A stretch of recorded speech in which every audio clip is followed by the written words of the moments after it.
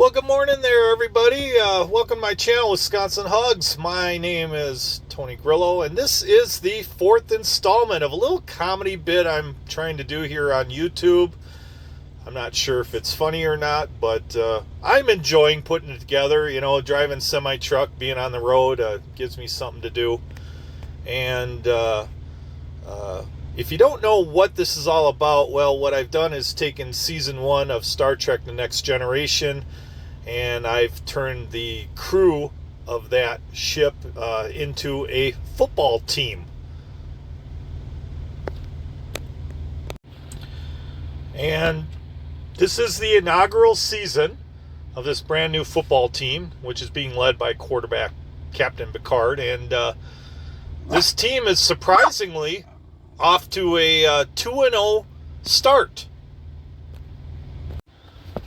Their first victory was a surprise victory against the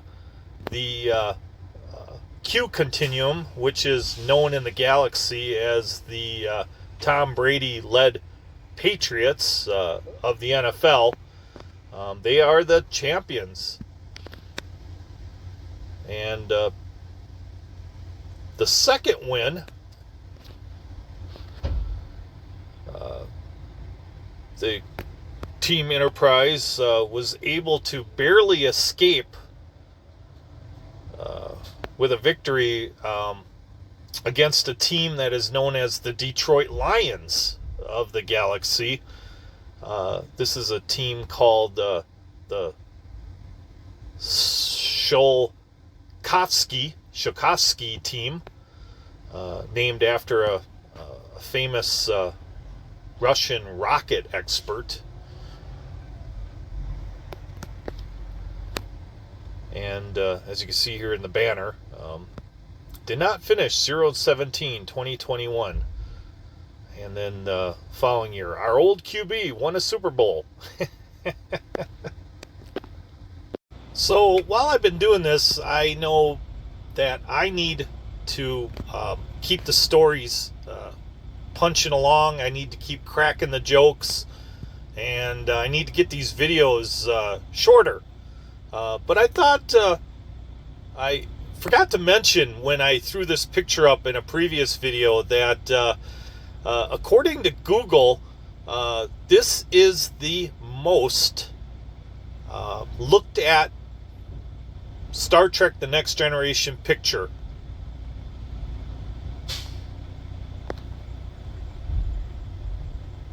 This picture right here has gotten the most views and is the most requested on Google.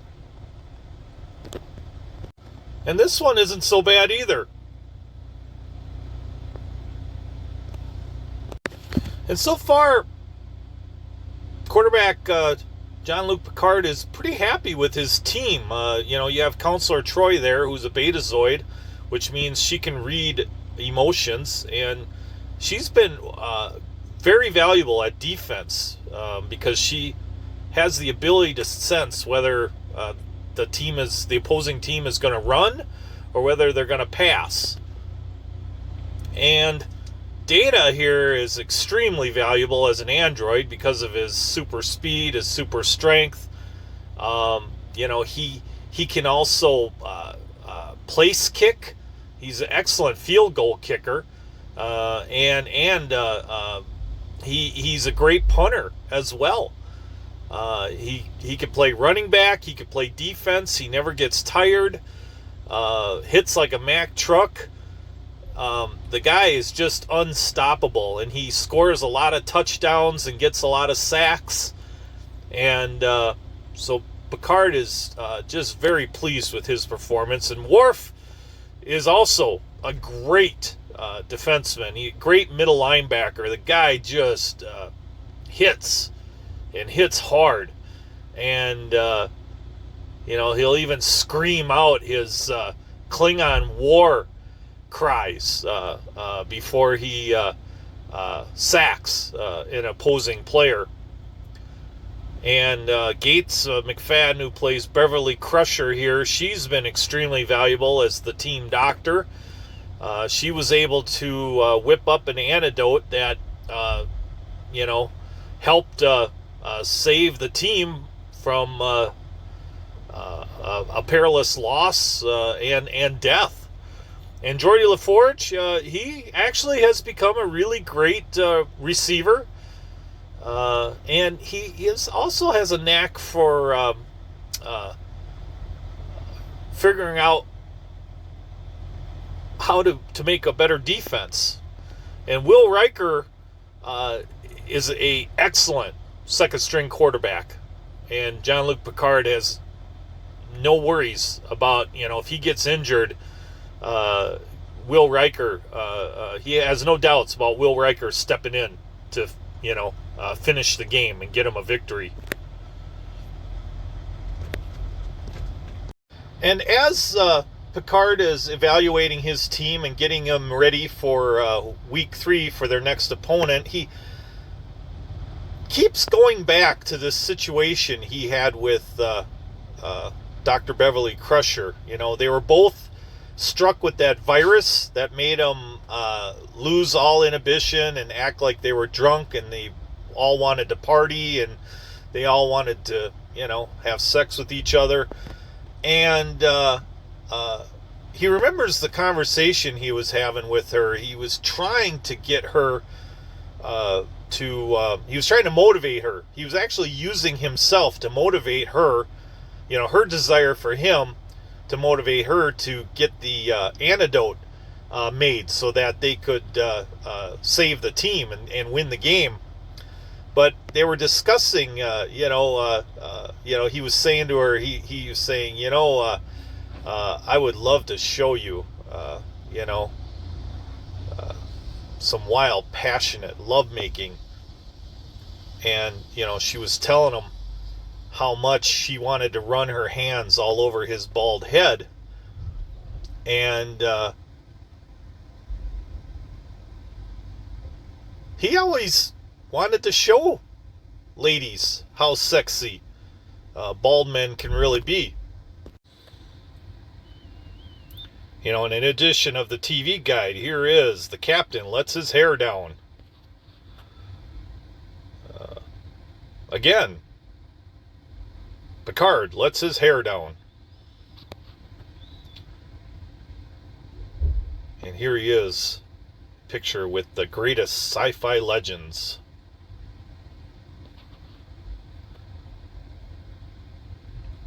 And here's a picture of him with Cindy Crawford. Wow. TV's top turn-ons. And here he is on the cover of AARP.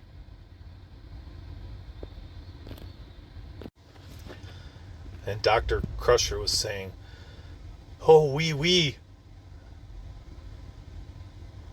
my Capitan, I would love to be with you." And Captain Picard was taken a little bit aback by the wee. He goes, "You're not referring to, when you say wee, you're not referring to my manhood, are you?"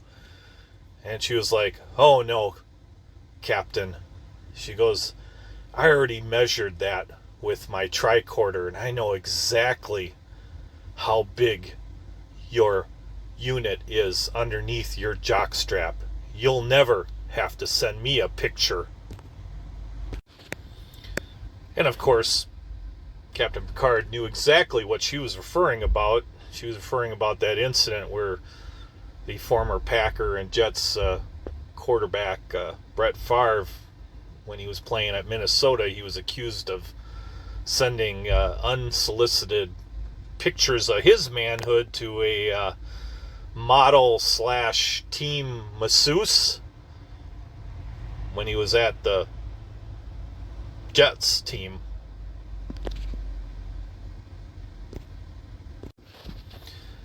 And speaking of Favre situations, and he had to deal with another crusher, a young and upcoming young rising star on the football team, newly acquired and new team member Wesley Crusher,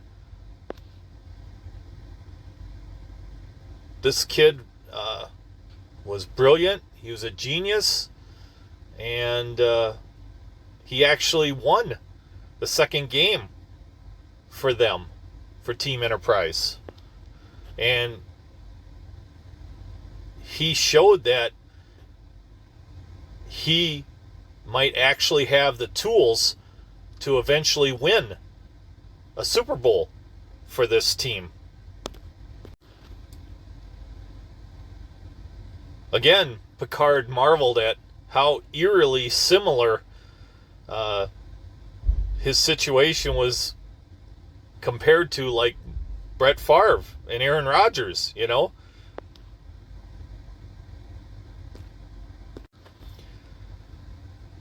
So, Captain Picard knew his time was short. If he was going to win a Super Bowl, he had to do it quickly before the Federation decided to part ways and go with their younger rising star.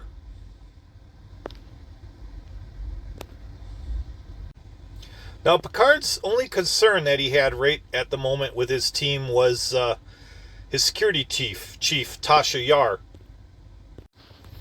No, it wasn't because she had, let her inhibitions run wild and had a lapse of judgment and ignored her duties to fool around with Lieutenant Commander Data. It wasn't because of that, because everybody on the ship was suffering from that virus. But it all had to stem from what had happened in the second game when Wesley Crusher, who's also running around sick with the virus, managed to erect a force field around engineering and hijack the ship and take control of the entire football team and become the new quarterback without Picard being able to do anything.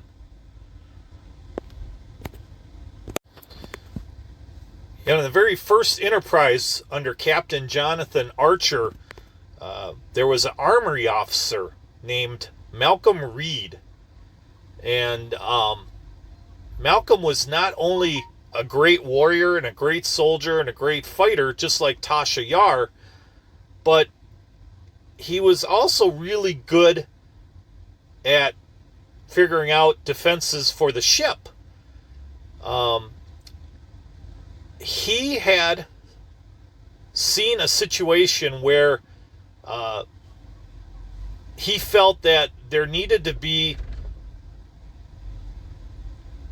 at the touch of a button, the shields needed to go up instantly and all weapons needed to come online. And he wanted to call that the read alert. But Starfleet eventually decided to call it the red alert.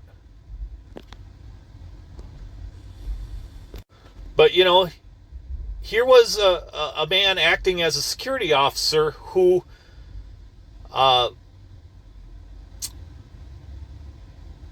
saw a weakness and was able to create something that benefited the entire team. And he was wondering, why hadn't his security chief anticipated that and come up with security measures that would avoid somebody being able to erect a force field around engineering and take over the entire ship so easily as Wesley Crusher had done. He was really disappointed that his security chief hadn't anticipated that, and he was beginning to have doubts about her on defense, and he was beginning to think that he might have to actually cut her from the team, because he felt that her inability to do her job might cost him a game at a crucial moment, and it may just kill her, or even worse, they may all wind up dead.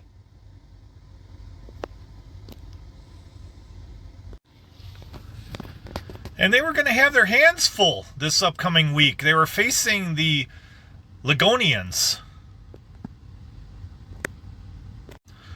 The Ligonians were a primitive culture with very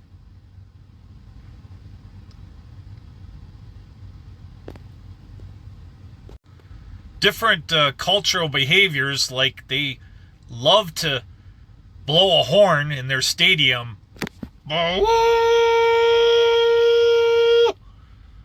And they also got everybody to raise both hands up in the air, clap once, and yell "Skol." And then they get everybody in the entire stadium to do it all at the same time. So they clap, "Skol," clap, "Skol," clap, "Skol." And you never knew which team was going to show up. One day they would beat the world champions or the galaxy champions, and then the next week they would lose to the worst team in the division.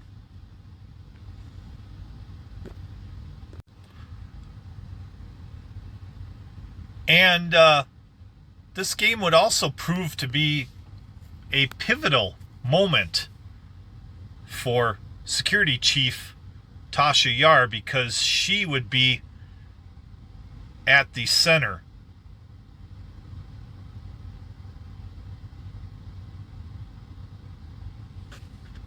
of the game. And her actions would be pivotal to the outcome of whether or not Team Enterprise could get that third win in a row.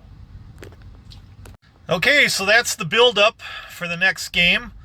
I thought I'd throw an interesting trivia fact in here. I might do that from time to time, just for the fun of it.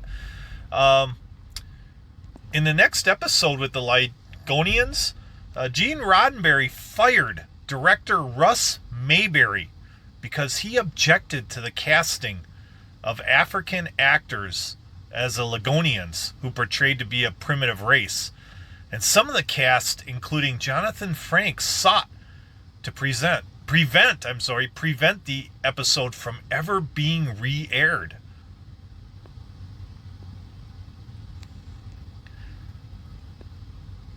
I mean, that's kind of interesting, because Gene Roddenberry was the one that made, Nichelle Nichols, who played Lieutenant Uhura, a big-time star.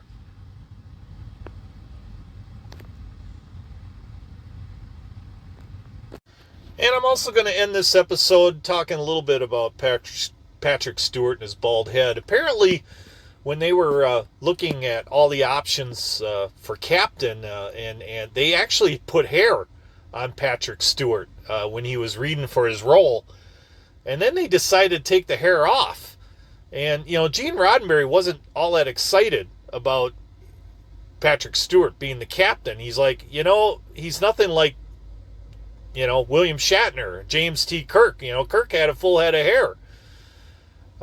And the other people that were involved in the show with Gene Roddenberry were going, hey, yeah, that's precisely what we want. Is somebody different from William Shatner, Captain James T. Kirk.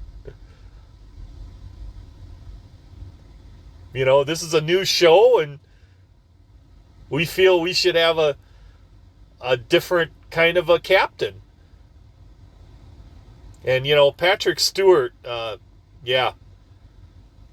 he won everybody over with his charm and brilliant acting and his personality. He's a shining light. He he and that cast really carried that show to success, and along with the brilliant writing. You know, season 1 they struggled. They fired so many directors and they fired so many different writers, and they really didn't know where they were going until finally, you know, Gene Roddenberry, they kind of made him step down, and then some new people stepped in there and had a different vision for the show, where instead of just putting out a different alien of the week, they decided to focus on stories, individual stories of each character, and develop the characters from within. And that's when the show got really interesting, because the characters that were portrayed there were great characters, and it was really fun to see the stories around those characters develop in that kind of a world. That's what made the show interesting, because it's all about the people and not about the aliens. But all right, we'll find out in the next video whether or not they can get their third win. And will Tasha Yar survive the team, or will she get cut? I don't know. We'll have to find out. But hey, everybody, live long and prosper. Wisconsin hugs.